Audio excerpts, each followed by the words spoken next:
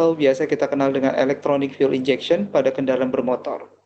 Pada kesempatan kali ini saya juga akan memberikan sharing dan tanya jawab kepada para guru SMK maupun pada peserta didik SMK yang mudah-mudahan ilmu ini walaupun sedikit kita bisa bermanfaat bagi kita semua.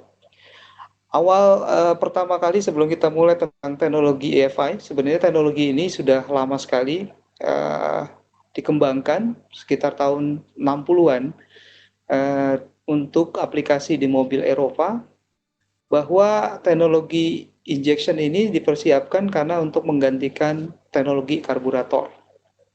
Nah, sebelum lebih jauh, saya coba tampilkan apa yang akan pokok bahasan kita akan bahas pada hari ini.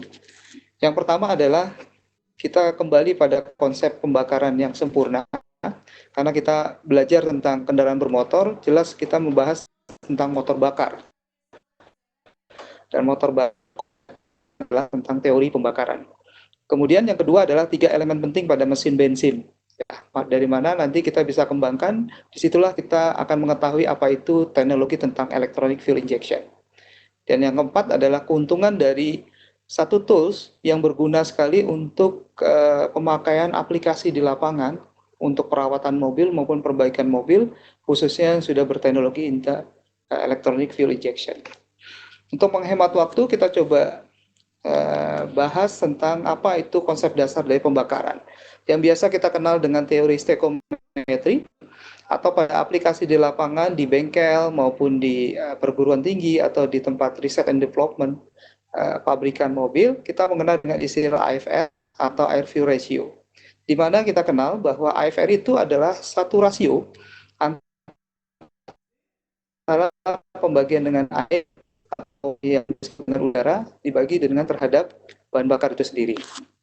Secara teori, kalau kita membakar 1 gram bensin, katakan di sini kita asumsinya adalah mobil berkendaraan bensin, maka membutuhkan 14,7 gram oksigen. Nah, rasio inilah yang dipakai di teori stoichiometry, bahwa pembakaran ideal akan dipenuhi jika standar rasionya adalah 14,7. Nah, hal ini yang diaplikasikan pada bengkel-bengkel untuk melakukan tune up ketika waktu itu karburator kita ada setelan angin atau yang disebut dengan IMAS, ideal mixture adjusting. IMAS itu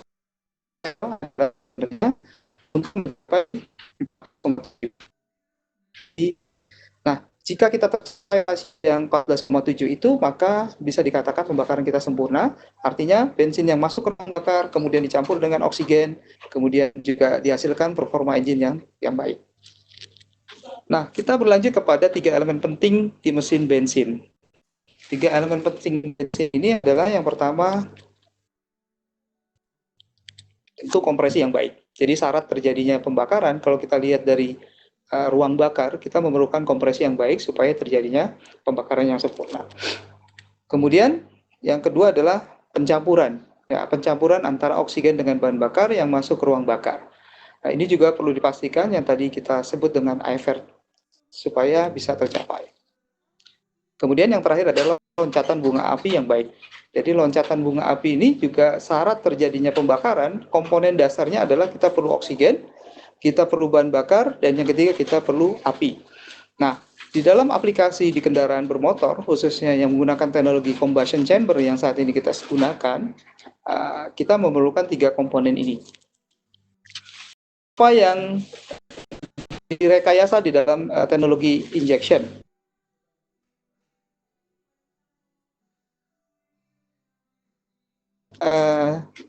Karburator mulai digantikan dengan teknologi injection atau yang disebut dengan EV tadi, adalah dengan teknologi EV kita bisa memastikan AFR-nya kita jaga konstan di 14,7. Kenapa karburator tidak bisa mencapai 14,7? Dia bisa mencapai 14,7 dengan syarat dan ketentuan berlaku. Tetapi kita tahu bahwa oksigen di sekitar kendaraan itu posisinya adalah dinamis, tidak fix. Jadi dengan pola yang dinamis, maka pengaturan secara elektronik adalah satu-satunya cara saat ini yang bisa menstabilkan atau dicapainya AFR yang 14,7 tadi. Dan maka dari itu alasannya teknologi injection sekarang sudah digunakan bukan hanya kendaraan passenger car atau kendaraan roda 4, tetapi digunakan juga di commercial vehicle atau yang kita sebut dengan truck dan bus. Dan sekarang juga kita bisa nikmati di kendaraan roda 2, ya termasuk sepeda motor, juga sudah menggunakan all teknologi injection. Artinya karburator sudah mulai ditinggalkan di semua jenis kendaraan bermotor yang bermesin bakar. Oke, kita coba pelan-pelan melihat bahwa apa yang dimaksud dengan electronic fuel injection itu. Ya, kita coba menampilkan teori dari karburator. Jika ada satu bagian pembakaran di dalam satu engine, kita tampilkan seperti gambar ini. Ya, kita lihat di atas ada choke valve, ada main nozzle, ada venturi, ada throttle pallet, ada accelerator pedal, kemudian ada IMAS yang tadi saya sebutkan sebagai idle ECU. Fungsi dari THW atau sensor ini adalah untuk memberitahukan kondisi temperatur dari kendaraan atau di engine. Nah, informasi itu disampaikan kepada ECU atau Electronic Control Unit, yang dimana nanti dia bertanggung jawab untuk mengkalkulasi dan memutuskan kepada perintah ke injektor untuk melakukan proses penyemprotan bahan bakar di ruang bakar. Nah, durasi injeksi yang lebih lama itu memungkinkan mobil dalam suhu rendah untuk gampang terbakar. Jadi ini syaratnya sama seperti choke valve digantikan dengan water temperature sensor. Jadi logik ini tetap dipakai, kemudian komponennya kita gantikan secara tadi mekanis yang hanya menggunakan choke. Ya, choke itu kita tarik berupa satu komponen yang mekanis, ada kabel choke-nya yang terkoneksi dengan throttle. Tetapi kalau di sistem injection ini yang kita sebut dengan water temperature sensor.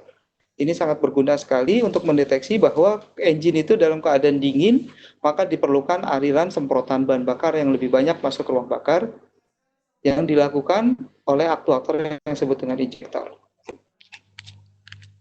Lalu contoh kedua, misalkan kita ambil analogi di karburator ketika situasinya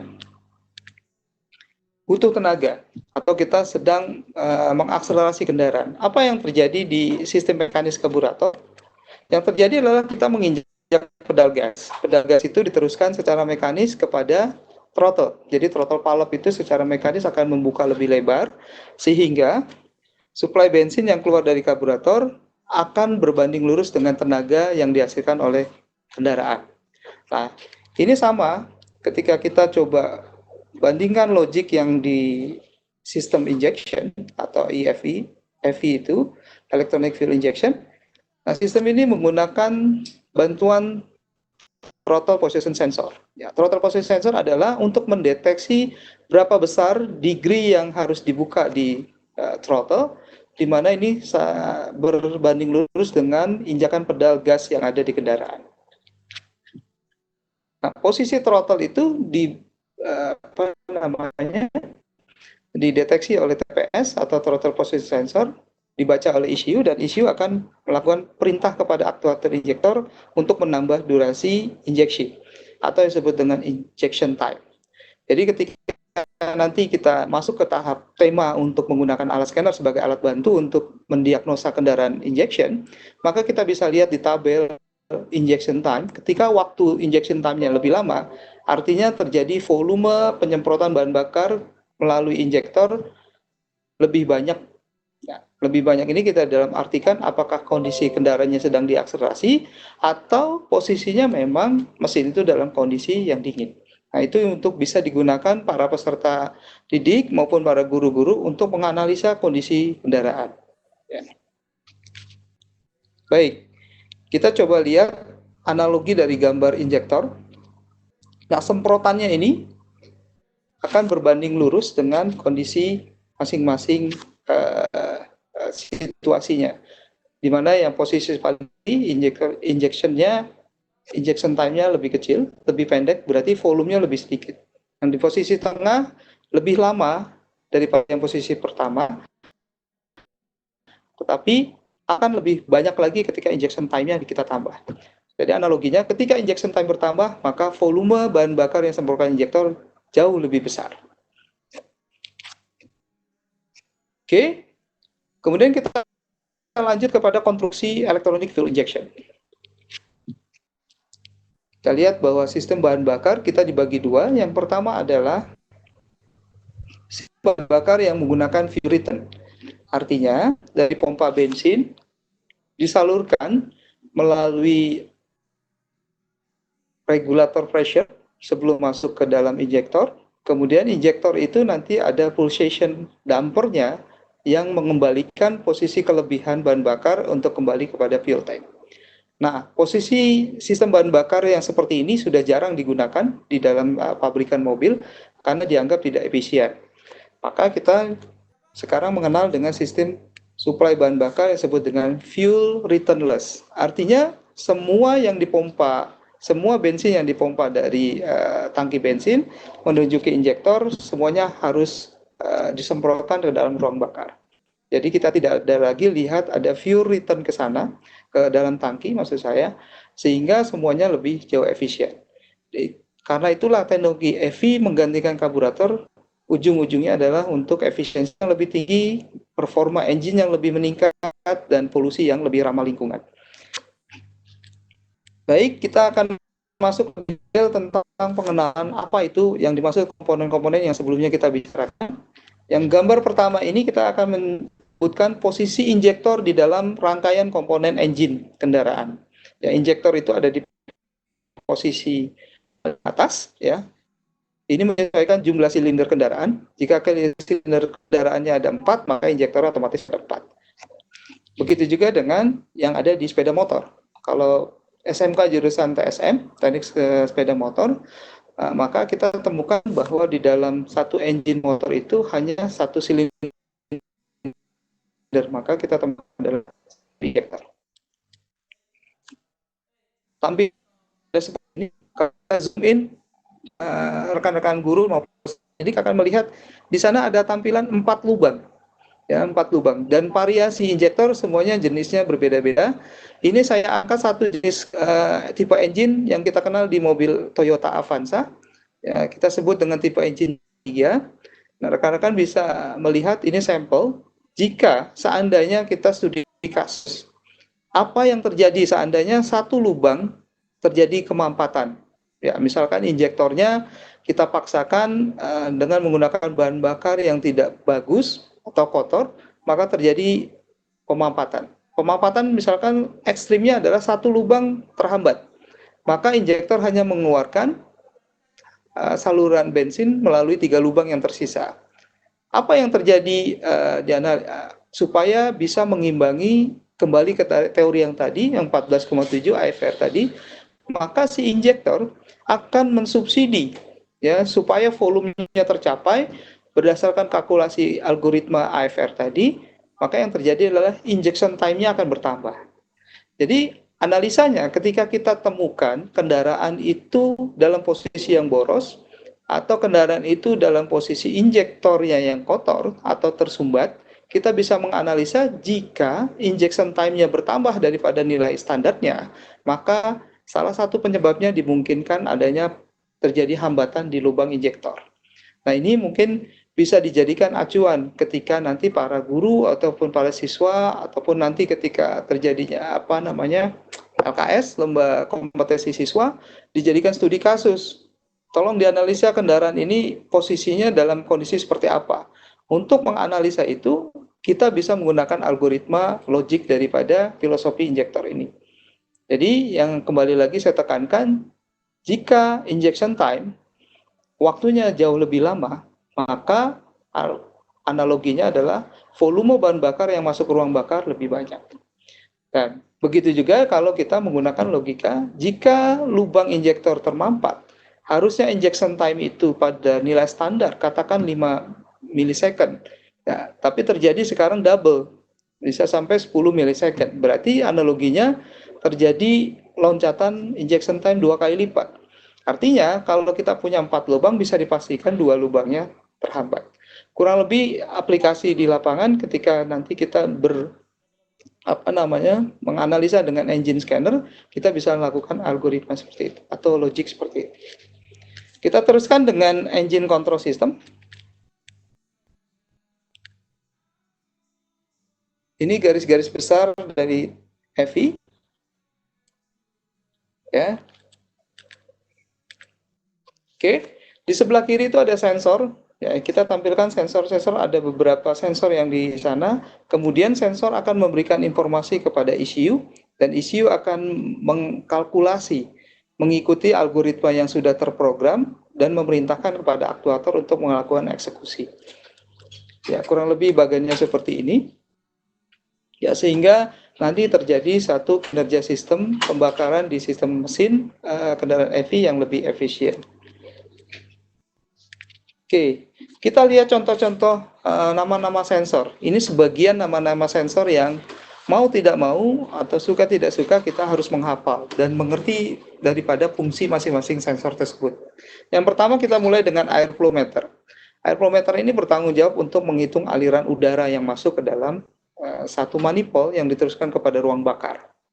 Kemudian ada THW yang seperti contoh kasus yang pertama, ketika engine itu dingin, diketahui engine itu dingin atau tidak, informasi pertama yang disuplai oleh sensor yang namanya THW atau water temperature sensor. Berikutnya ada namanya oksigen sensor. Oksigen sensor ini nanti akan berguna ketika kita menggunakan sistem. Sistem injection itu ada dua, yang pertama adalah sistem yang open loop, yang kedua adalah sistem closed loop. Ya, closed loop itu menggunakan oksigen sensor sebagai bentuk sensor feedback kepada nilai masukan agar dilakukan adjustment. Ya. Kemudian terakhir adalah crankshaft sensor. Ini berfungsi untuk mengukur putaran force ankle. Ya, putaran force ankle ini sangat posisinya sangat penting sekali di dalam sistem EV.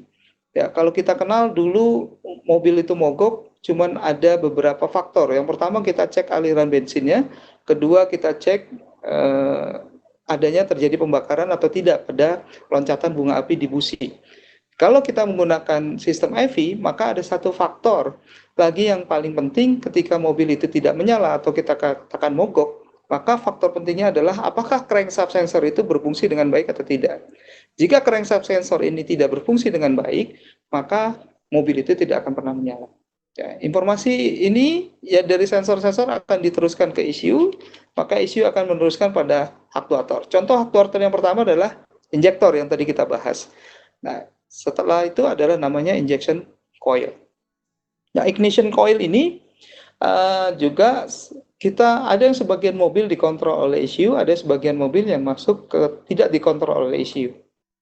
Satu lagi bentuk aktuator yang paling penting itu adalah radiator fan. Radiator fan adalah satu bentuk juga aktuator. Nah, algoritmanya sama. Jika mobil itu kondisinya sudah tercapai pada suhu kerja engine, katakan standarnya mobil itu suhu kerja engine itu yang paling tinggi adalah 80 derajat. Ketika informasi itu disampaikan oleh THW, water temperature sensor 80 derajat, informasi diterima oleh ECU, maka ECU akan memerintahkan aktuator berupa radiator fan mendinginkan engine. Lebih adalah seperti itu. Berbeda dengan closed loop. Nanti kita akan bahas apa itu closed loop. Oke, ini bentuk tampilan asli dari potongan engine K3 yang ada di Avanza. Ya. Kita lihat sensor-sensor apa aja yang tertera pada mobil Toyota Avanza ini atau disebut dengan engine tipe K3. Ini dia yang namanya THW, ya, water temperature sensor. Ya, di sisi dekat dengan kopling atau flywheel. Kita lihat juga yang di atas adalah namanya camshaft. Ini bagian untuk mengukur putaran poros cam. Ya, token as yang bisa kita sebut. Kemudian ada juga yang TPS kita throttle position sensor. Ya, ada di bagian throttle di posisi samping. Oke, kita teruskan di sisi yang lain. Potongan engine K3 ini juga memiliki yang tadi kita sebut dengan sensor dan force ankle di bawah. Ini yang salah satu komponen sensor untuk sistem EV closed loop ada namanya oksigen sensor, jelas ada di posisi manifold exhaust. Jadi sebelum terjadi buangan di knalpot. Baik.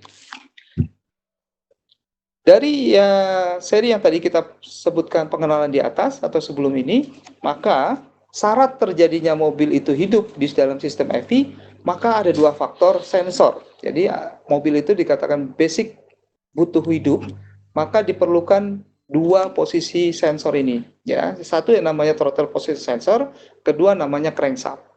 Jadi kalau nanti kita dapatkan mobil itu dalam posisi mogok, maka diusahakan poros engkol harus diputar.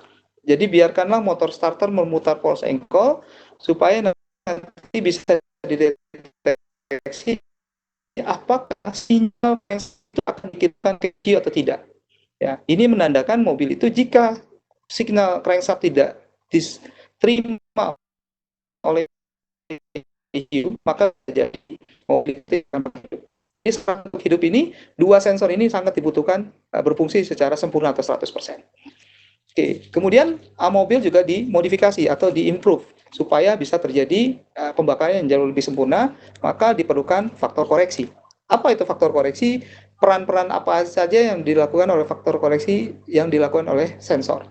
Sensornya adalah tadi basic, kita tahu ada airflow meter, ada crankshaft ditambah dengan faktor koreksi. Faktor koreksinya itu adalah throttle position sensor dan water temperature sensor. Dua sensor tambahan ini memungkinkan untuk terjadinya koreksi supaya pembakaran jauh lebih sempurna daripada yang hanya basic. Dan yang terakhir, yang tadi saya sebut dengan closed loop, maka ditambahkan satu sensor lagi, yaitu sensor feedback, di mana adanya oksigen sensor. Kita coba lihat pola dari oksigen sensor. Ya, kita coba lihat rekan-rekan sekalian, posisi oksigen sensor ketika dikatakan reach. Ya, kurang lebih acuannya adalah ketika sensor itu mempunyai keluaran tegangan di atas 0,45 volt.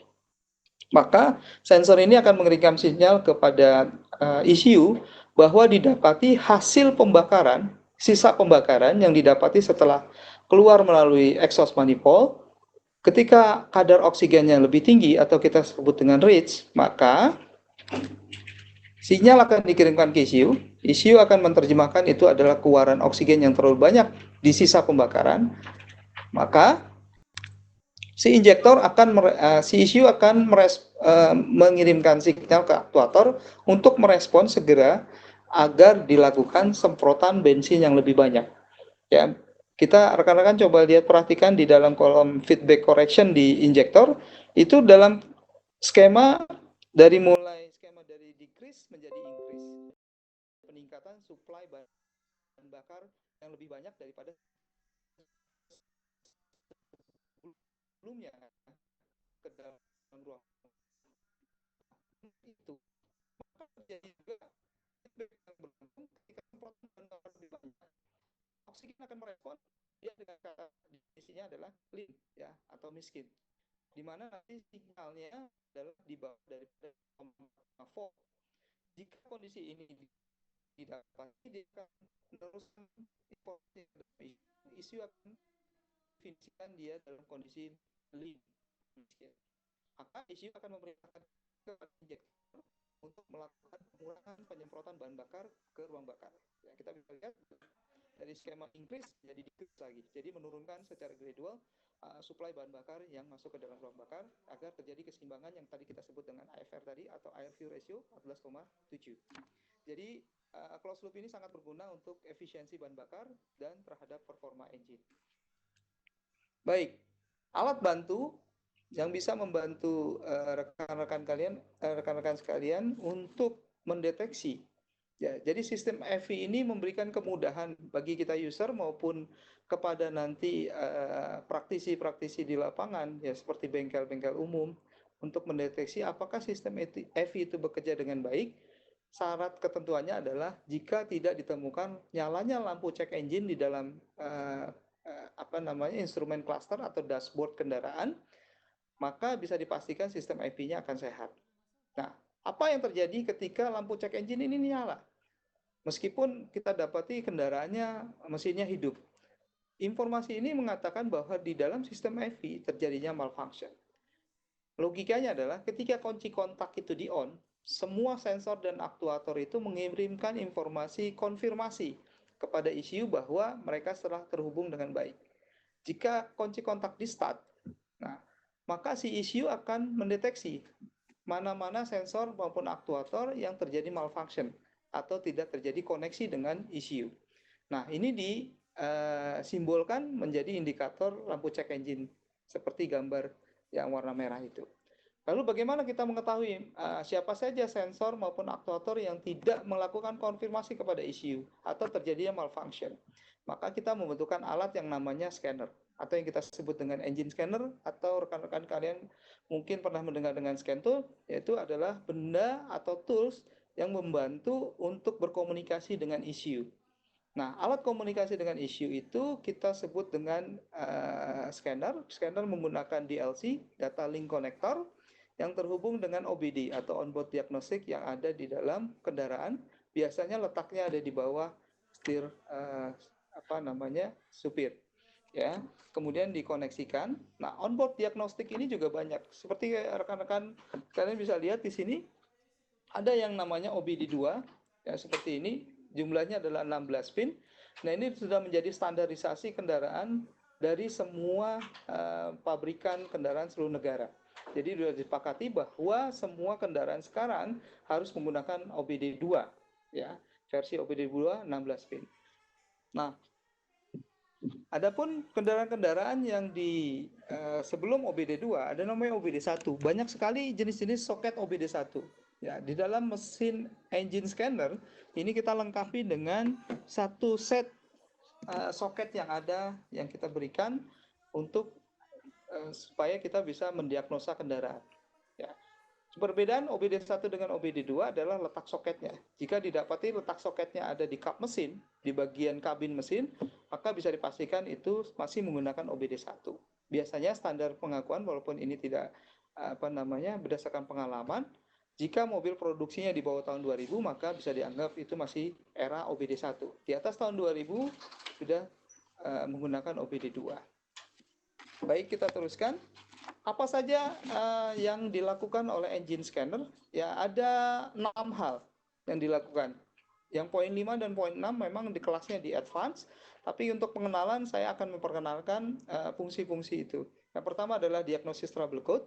Fungsi ini adalah seperti tadi, ketika kita dapat di lampu cek engine nyala di dalam dashboard, di dalam instrumen cluster kendaraan, maka kita harus menggunakan scanner, kemudian terkoneksi dengan OBD2 dengan alat DLC tadi, dengan komponen DLC, maka kita akan memilih menu yang namanya diagnosis trouble code.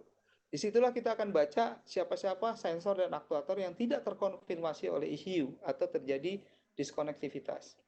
Kemudian apa yang dilakukan setelah kita temukan adanya DTC? Yang jelas, poin nomor 2, kita harus masuk pada clear atau erase DTC. Ya, kita coba erase. Dengan melakukan fungsi erase ini, maka si ECU akan coba kembali mengkonfirmasi atau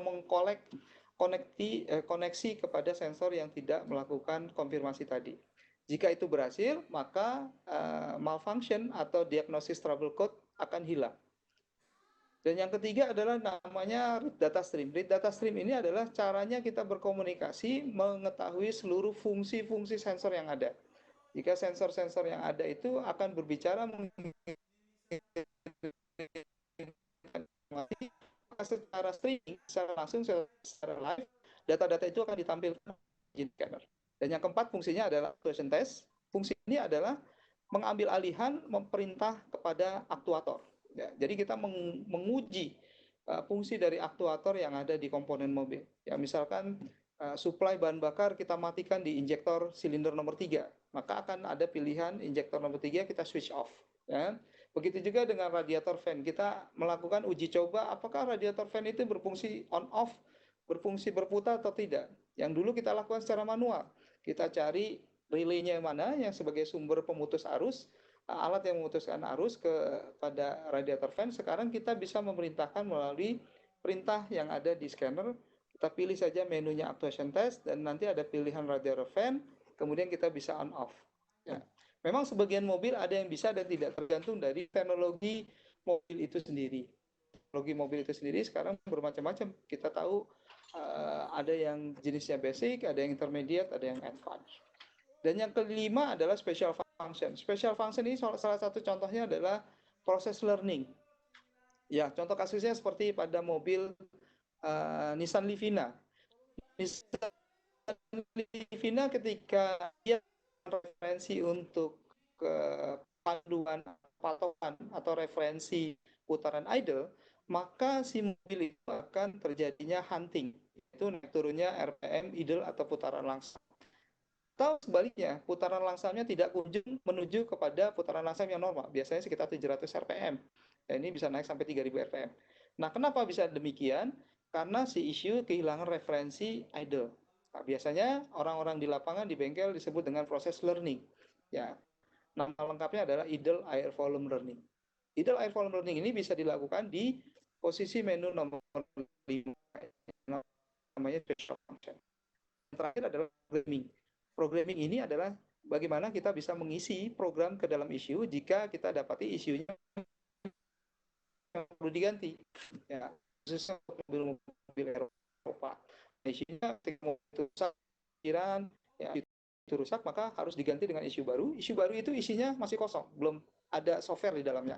Maka proses pengisian software itu dilakukan di menu reprogramming atau programming. Ya, itu mungkin informasi singkat dari saya. Kita teruskan ke tanya jawab. Rekan-rekan sekalian, silakan jika ada yang ingin ditanyakan, bisa langsung ditanyakan kepada kami di sini. Demikian saya kembalikan ke moderator.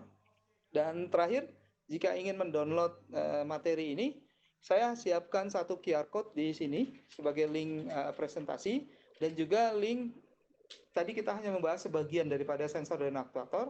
Untuk lebih lengkapnya aktuator atau sensor yang bisa digunakan link yang sebelahnya, itu link untuk list sensor di kendaraan injection atau EV.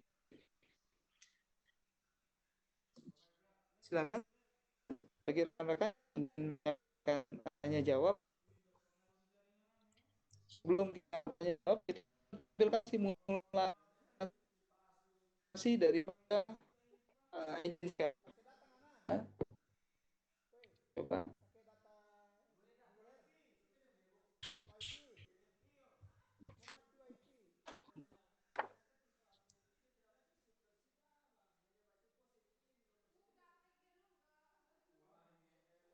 Bisa ditampilkan atau bisa di zoom. Dari share screen-nya Pak, share screen semua. Screen, oke. Okay. Let me check. Yang atas. Yang stop share. Share ya. Kiri. Stop share, oke. Okay. Nah, share lagi, share screen. Stop dulu. Ulangi, share screen paling atas. Yang screen.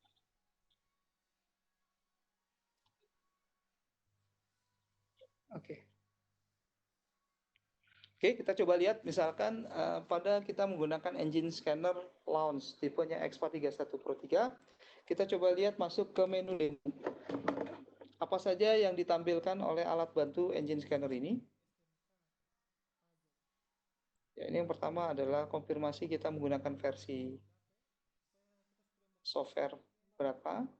Kemudian kita coba login. Ya, di sini ada 3 menu utama. Yang pertama ada health report, kemudian system scan, dan system selection.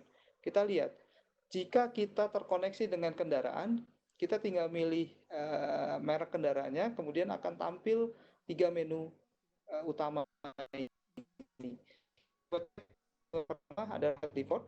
Ini untuk mengetahui kesehatan dari kendaraan. Kita coba lihat, ada baris-baris yang berwarna merah. Berwarna merah ini terjadinya fault, ya. Fault ini bisa dideteksi melalui yang tadi kita sebut dengan diagnosis trouble code. Ya, kita temukan hampir seluruh sistemnya terjadi malfunction, kecuali hanya baterai manager system ya atau BMS. Tapi kita lihat SCM, engine control modulnya terjadi malfunction. Kita coba lihat fault reportnya. Kita klik saja di sini 2 kali. Maka di sini kita baca read fault code-nya apa. Ya, ada, kita coba lihat di kolom pertama, yaitu DTC, Diagnosis Trouble Code, kemudian ada code atau ada kode. Di sana diawali dengan huruf P. P itu artinya powertrain, Kemudian jika kita mendapati B artinya body control module, ya. Kemudian C itu artinya sasis, dan U artinya utility. Jadi huruf depan pertama mengisyaratkan adalah dia berada di kategori apa malfunctionnya. Jika kita tadi di SM engine, maka dia berada di kategori powertrain. Ya. Kita lihat P0401 yaitu adalah EGR valve, a flow insufficient detected, ya. Jadi ada malfunction di EGR. Kemudian juga ada injektornya terjadi short dengan growth.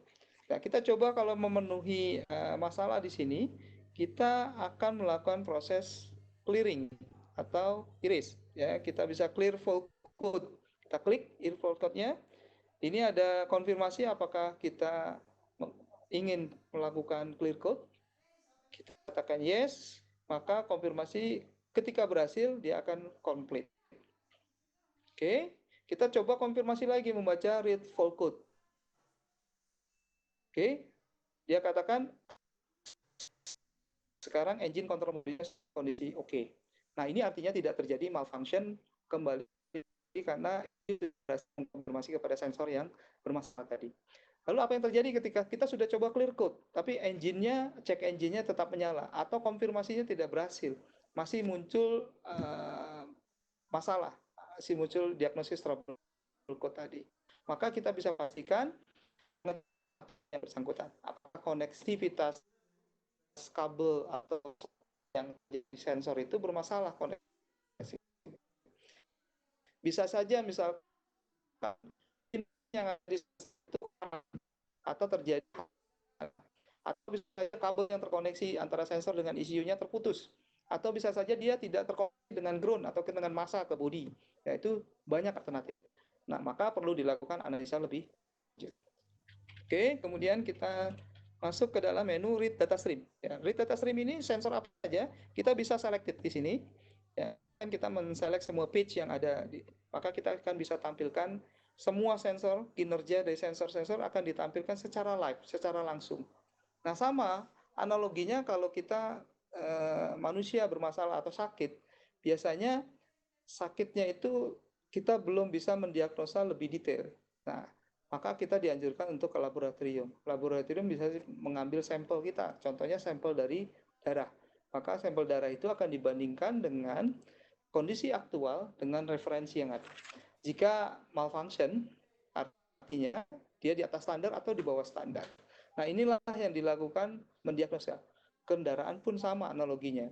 Walaupun dia didiagnosis trouble code, katakan tidak ada trouble, kita harus mengkonfirmasi masuk ke data stream ini untuk memastikan semua komponen-komponen sensor itu sudah melakukan informasi, memberikan informasi yang sesuai dengan aktualnya.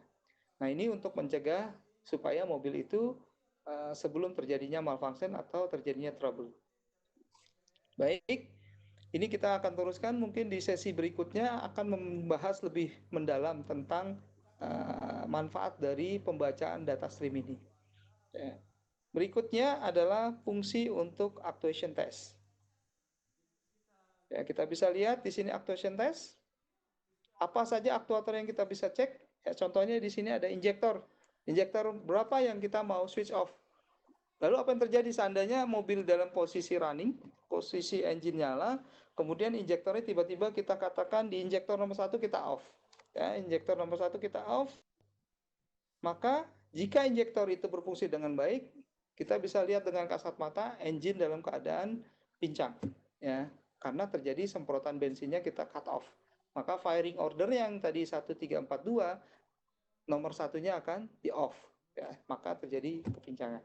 Nah, kurang lebih inilah yang alat bantu engine scanner untuk membantu kita mendiagnosa untuk mobil injection atau yang disebut dengan electronic fuel injection. Demikian informasi sharing knowledge kita kali ini. Jika ingin diteruskan sharing dan tanya jawab, kita masih punya waktu. Berapa lama Pak Dani? 5 menit lagi, silakan rekan-rekan. Dari Novita Carolina, silakan Bu Novita. Bu Novita. Silakan Ibu langsung tanyanya Bu. Halo Bu Novita. Ada informasi ingin berbagi dengan kami?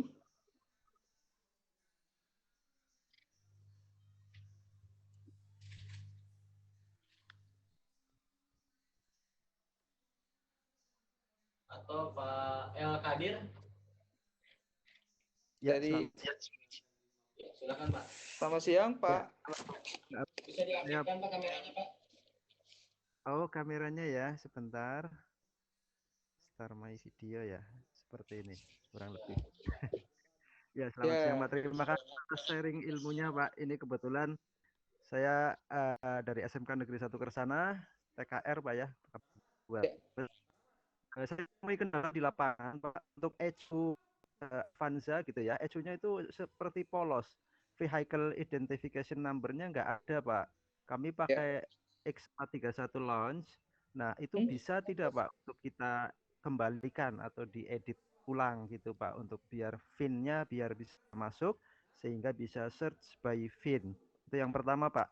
Pertanyaan yang Baik. kedua Pak, Ya, silakan eh, Pak Kadir. apakah setiap mobil EV yang menggunakan sensor HO2S ya, menggunakan heater oksigen, sensor Oke. itu apakah pasti juga menggunakan closed loop Pak sistemnya? Ya. Itu saja Pak pertanyaannya. Terima kasih sebelumnya. Baik, terima kasih Pak Kadir. Pertanyaannya, baik kita coba jawab. Apakah VIN number bisa digunakan untuk melakukan proses scanning kepada mobil Avanza ya? VIN number ini memang dilakukan, kalau Bapak lihat, Avanza sendiri itu manufakturnya dari Daihatsu ya Pak. Sebenarnya engine basicnya terbuat dari pabrikan Daihatsu. Jadi ada beberapa alternatif karena Daihatsu sekarang dibeli oleh perusahaan Toyota, maka dia dalam satu manufaktur di Toyota. Ya. Jadi untuk VIN number Daihatsu dengan Avanza yang Toyota tadi sendiri ada dispute. Nah, untuk menggunakan engine scanner X431, Bapak bisa lakukan dua alternatif cara. Yang pertama adalah Bapak masuk ke brand Toyota, Bapak akan temukan manual searching, Bapak pilih di sana tipe modelnya Avanza. Yang pertama. Yang kedua adalah kita kembali kepada original manufakturnya, Pak, yaitu Daihatsu. Ya, original manufakturnya Daihatsu, Bapak bisa pilih pilihan brand Daihatsu. Kemudian nanti ada tipe kendaraan. Nah, kita tipe kendaraannya supaya Bapak tidak bingung. Bapak bisa lihat apakah itu kendaraan Avanza Veloz, misalkan. Avanza Veloz katakan yang terbaru saat ini atau lampunya yang masih di atas tahun 2012 ya. Jika mobil Avanza di atas tahun 2012, Bapak pilihannya adalah Bun Luminas. Nah, nanti Bapak pilih tipe itu. Jika di bawah tahun 2012, Bapak pilihnya YRV. Kembali lagi ke tipe engine-nya adalah K3. Lalu dengan Xenia bagaimana? Xenia pasti di bawah 1300 cc, maka tipe engine-nya berbeda. Nah, kita sebut kalau Xenia Bapak tetap pilih di tergantung tahunnya, di bawah tahun 2012 Bapak pilih YRV, pilihannya adalah kode engine-nya adalah bukan K3 tapi EJ. Nah, jadi patokan kita bukan hanya VIN number, Pak, bisa menggunakan searching by tipe engine. Jadi tipe engine-nya ada K3, nanti Bapak mungkin ada praktek di lapangan atau ada soal-soal di LKS atau soal-soal praktek di ujian di tempat Bapak. Tipe-tipe engine ini sangat penting selain Bapak bisa mengenali dengan VIN number tadi. Ya. Jadi catatannya Bapak bisa pilih alternatif Toyota, jika memang mobilnya Toyota Avanza, Bapak pilih brand Toyota, kemudian pilih tipe Avanza melalui manual search.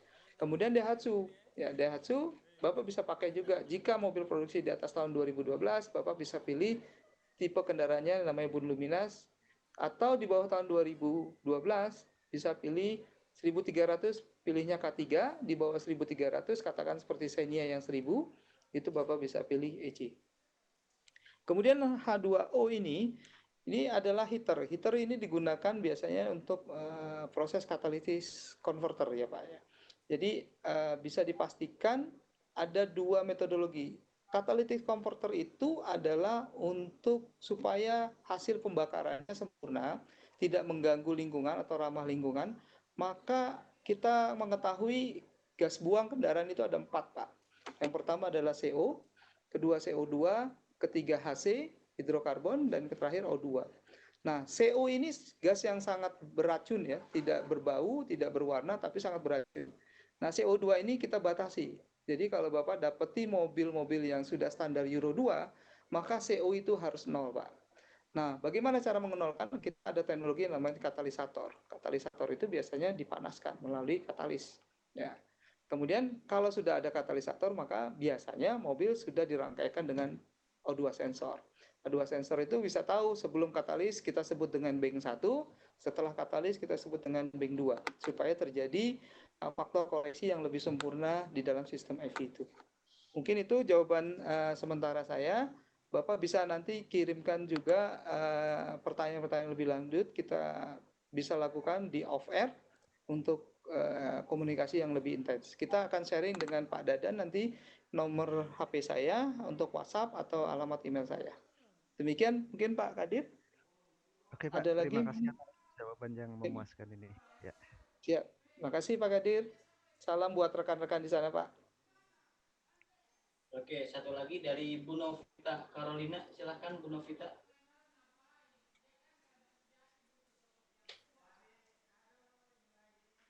Halo Bu Novita.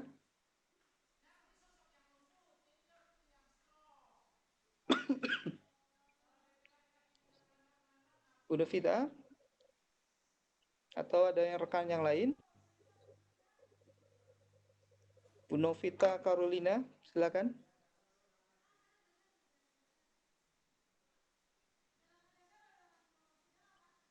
Saya kirimkan Pak ke chat situ Pak. Ada itu pertanyaannya Pak di chat. Di bagian chat. Scan kami yang lama ada. Oke. Pertanyaan. Di Di bawah Pak, di bawah. sini? Nah, Belum muncul. belum muncul.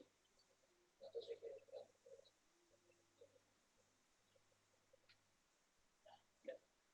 Oke, search di ini semua nama sama saja. Di chatnya Pak ada. Chat, cuma ada chat. Yang terkena yang ini Pak. Oh, oke. Oh, oke. Kalau sistem EV, oke, kita jawab beberapa pertanyaan yang masuk secara teks. Kalau sistem EV bermasalah berarti mobil tidak berfungsi. Oke. Yang tadi yang saya Ya, bermasalahnya di dalam kategori apa? Jadi kalau Bapak ikuti dari presentasi yang pertama tadi, ada syarat untuk mesin hidup. Di dalam sistem EV kita mengenal ada yang namanya crankshaft position sensor. Jika didapati crankshaft position sensor malfunction atau tidak terkonfirmasi dengan isu, bisa dipastikan mobil itu akan tidak nyala. Tapi ada yang masalahnya di luar crankshaft position sensor atau bukan yang syarat hidup. Tadi syarat hidup ada dua, airflow meter dan crankshaft position sensor (CKP). Ya, kalau dua sensor ini tidak bermasalah, bisa dipastikan engine-nya masih dalam kondisi hidup. Tapi ketika dua faktor sensor ini bermasalah, maka bisa dipastikan mobil itu tidak nyala atau nyalanya berbet. Ya, kita sebut dengan pincang, berbet, dan lain-lain. Karena biasanya kalau berbet itu suplai oksigen tidak terbaca dengan baik oleh di airflow meter. Tapi kalau crankshaft position sensor tidak terdeteksi, bisa dipastikan mobil itu mogok ya atau tidak nyala. Demikian. Kemudian scanner kami yang lama Hanatek, perlu diupdate nggak Pak softwarenya? Bagaimana caranya? Karena saya dengar berbayar. Oke, karena ini forumnya kita general, kita tidak membahas satu brand by brand. Ya, Hanatek itu brand lain di luar dari sampel yang kita bawa kali ini. Mungkin Bapak bisa kembali menanyakan kepada pabrikannya, karena yang namanya scanner itu di dunia ada dua jenis Pak. Yang satu adalah scanner original, ya satu scanner satu merek mobil, biasanya dipakai oleh bengkel-bengkel resmi. Contohnya di Mercedes-Benz kita kenal dengan istilah Star Diagnostic. Ya, kalau di Toyota kita kenal dengan Intelligent Tester. Ya. Kalau di Nissan kita kenal dengan konsul. Nah, itu dibuat oleh memang pabrikan mobil itu sendiri yang mendedicatedkan kepada satu brand. Ya, katakan Intelligent Tester, karena isunya terbuat oleh Denso, maka Denso membuat satu scannernya khusus untuk dedicated Toyota atau Daihatsu. Nah, tapi yang di aftermarket ini adalah scanner yang umum. Artinya satu scanner bisa semua brand. Nah, scanner sendiri secara komponen ada dua, ini namanya hardware dan software. Benar pertanyaan Bapak, memang diperlukan updating software untuk kita mengikuti daripada versi kendaraan itu sendiri. Ya versinya tadi lebih banyak kita membaginya biar gampang, apakah dia kategori OBD2 atau kategori OBD1. Nah, jadi silakan Bapak berkomunikasi dengan vendor Hanatek tadi atau mencari rekan-rekan di Hanatek. Memang perlu adanya updated software. Jika memang kendaraannya belum bisa di-cover oleh software yang lama. Pertanyaan berikutnya, mungkinkah jika EPI bermasalah, sistem bisa di-bypass untuk tetap berjalan minimal sampai menemukan bengkel yang sesuai? Ini syarat ketentuan berlaku, Pak. Ya, syarat ketentuan berlaku. Mobil syaratnya hidup tadi ada bensin, ya, suplai bahan bakarnya tidak terhambat oleh fuel pump. Itu Bapak bisa cek. Kemudian ada api, artinya ada loncatan bunga api di sampai ke busi. Ya, dua syarat itu. Yang terakhir adalah kalau udah mobil injection, CKP-nya harus hidup, Pak. Lalu kalau CKP-nya bermasalah, bensinnya ada, kemudian suplai loncatan bunga api ada, nah itu masih ada satu syarat lagi kalau mobil EV, CKP-nya benar atau tidak. Kalau CKP-nya tidak benar atau terjadi malfunction, mau tidak mau mobil harus memang ya, ditarik. Jadi tidak ada yang kata di bypass ya. Seperti itu, kecuali untuk komponen-komponen tadi faktor koreksi, Pak. Ya, syaratnya hanya di faktor koreksi Bapak bisa mungkin melakukan mencapai ke bengkel yang terdekat. Tapi kalau syarat untuk mobil hidup tidak terpenuhi, maka mobil otomatis harus diderek. Kemudian apakah ada teknik untuk membypass sistem yang untuk sementara? Ya, itu tadi yang saya sudah jawab. Jika untuk membypass syarat untuk mobil hidup itu saat ini hampir tidak memungkinkan atau mustahil untuk dilakukan, Pak. Karena prosesnya adalah dinamis. Ya, putaran poros engkol itu dinamis, harus diinformasikan ke issue. Bagaimana kita caranya membypass kalau isunya sendiri tidak menerima informasi terjadinya putaran di poros engkol. Nah, ini agak sulit dengan analogi itu, logika itu kita tidak bisa bantah. Maka mau tidak mau CKP bermasalah, mobil mogok, dan kita harus tarik gitu. Oke, Bapak bisa minta katalog scanner EV kawan lama, silakan Bapak bisa lihat di e-katalog LKPP. Bapak tinggal search saja dengan kata kunci X431. Kalau kami dongle X431 mau diganti dengan yang mutakhir Bluetooth versi 4 kalau tidak salah, agar lebih gegas scannernya, bisa? Bagaimana prosedurnya? Oke, ini bisa dipastikan nanti kita bisa bicara lebih intens di offline, Pak. Nanti saya akan share nomornya kepada panitia PSMK. Kita bisa berkomunikasi intens di offline. Karena ini jawabannya kita perlu informasi lebih detail lagi. Oke, cukup. Oke, terima kasih rekan-rekan para guru dan peserta didik. Di lain waktu kesempatan kita akan sambung lagi dengan materi dan tanya jawab yang lebih luas lagi. Mudah-mudahan walaupun sedikit, kita berharap ini bisa berkelanjutan. Terima kasih, selamat siang. Wassalamualaikum warahmatullahi wabarakatuh.